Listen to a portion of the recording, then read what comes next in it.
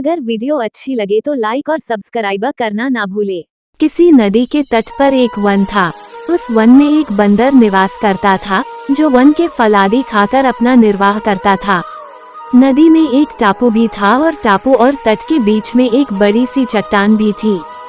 जब कभी बंदर को टापू के फल खाने की इच्छा होती, वह उस चट्टान पर उस टापू पर पहुंच जाता और जी भर अपने मनचाहे फलों का आनंद उठाता।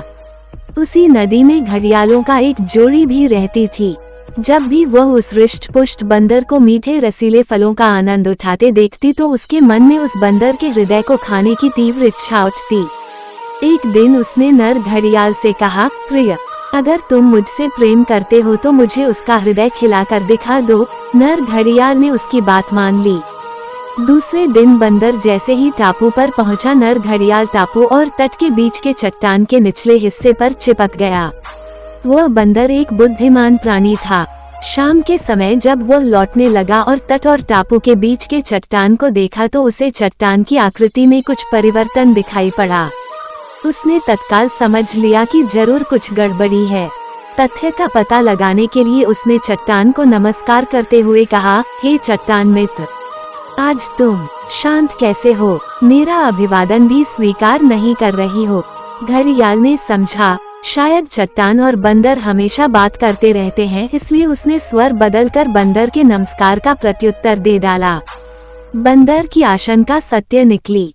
बंदर टापू में ही रुक तो सकता था, मगर टापू में उसके निर्वाह के लिए पर्याप्त आहार उपलब्ध नहीं था। जीविका के लिए उसका वापस वन लौटना अनिवार्य था। अतः अपनी परेशानी का निदान ढूंढते हुए उसने घड़ियाल से कहा, मित्र, चट्टान तो कभी बातें नहीं करती। तुम कौन हो और क्या चाहते हो? दम्भी घड़ियाल ने तब उसके सामने प्रकट हो कहा, ओ बंदर, मैं एक घड़ियाल हूँ और तुम्हारा हृदय अपनी पत्नी को खिलाना चाहता हूँ। तभी बंदर को एक युक्ति सूझी।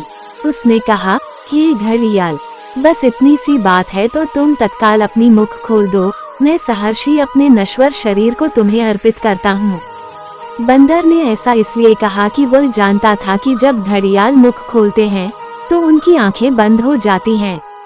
फिर जैसे ही घड़ियाल ने अपना मुख खोला, बंदर ने तेजी से एक छलांग उसके सिर पर मारी और दूसरी छलांग में नदी के तट पर जा पहुंचा। इस प्रकार अपनी सूझबूझ और बुद्धिमानी से बंदर ने अपने प्राण बचा लिए।